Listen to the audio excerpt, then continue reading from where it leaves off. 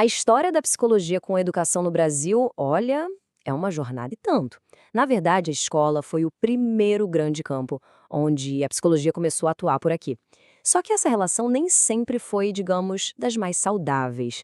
Vamos entender juntos como o trabalho do psicólogo na escola passou por uma transformação radical.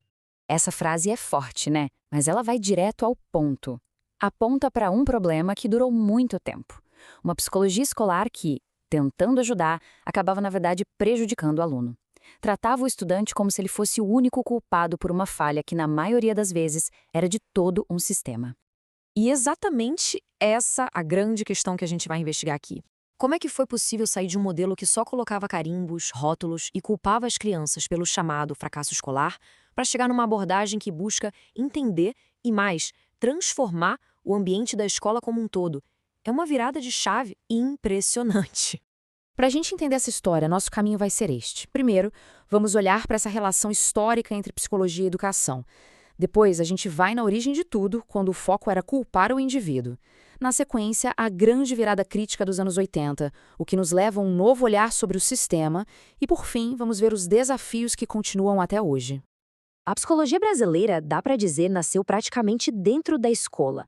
A intenção desde o comecinho era boa, oferecer ferramentas para que a educação funcionasse melhor.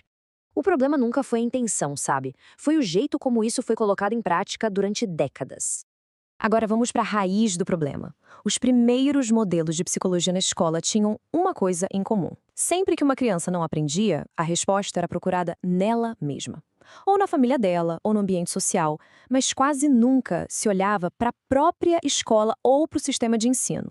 Essa linha do tempo aqui mostra bem essa evolução, ou melhor, a evolução dessa mesma lógica. Tudo começou lá atrás com o modelo psicométrico, focado em medir e classificar a inteligência. Depois veio o modelo clínico, que tratava a dificuldade de aprender como uma doença. Aí veio o preventivo, que botava a culpa na família. E por último, nos anos 70, o compensatório, que falava em carência cultural do aluno. E o que todos esses modelos tinham em comum? É só olhar a coluna da consequência. O psicométrico separava as crianças, o clínico transformava dificuldades normais em doenças, o preventivo jogava a culpa nos pais e o compensatório, então, reforçava um baita preconceito de classe. No fim das contas, todos eles tiravam a responsabilidade da escola. Só que esse cenário, felizmente, começou a mudar. Uma nova forma de pensar começou a surgir, questionando a base dessas práticas todas. Uma maneira totalmente diferente de olhar para o tal do fracasso escolar. A década de 1980. Esse foi o marco zero da grande transformação. Foi nesse período que um movimento de análise crítica, vindo de dentro da própria psicologia, começou a ganhar muita força, desafiando o psicólogo a repensar completamente o seu papel na educação. E essa nova abordagem, chamada de modelo crítico, muda tudo de lugar. Ela diz o seguinte: olha, problema de aprendizagem não é uma falha individual. É um fenômeno super complexo, construído socialmente, que tem a ver com história, com política, com economia. A pergunta deixou de ser o que essa criança tem de errado para ser o que no nosso sistema está produzindo essa dificuldade. Percebe a diferença? Tá, mas e na prática? O que significa adotar esse novo olhar no dia a dia? Bom, significa uma mudança total no papel do psicólogo dentro da escola. O profissional deixa de ser aquele que dá diagnósticos sobre crianças-problema. A função dele passa a ser outra: analisar o contexto, sabe? Criar momentos e espaços para que todo mundo, professores, funcionários, pais e os próprios alunos, possam pensar juntos sobre a escola que eles têm e a escola que eles querem construir. A atuação passa a ser coletiva. Então, o ponto central é este.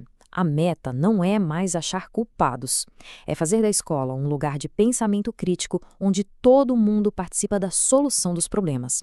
A psicologia, nesse novo modelo, vira uma ferramenta para libertar e não para rotular. Essa evolução toda é, sem dúvida, uma conquista gigante.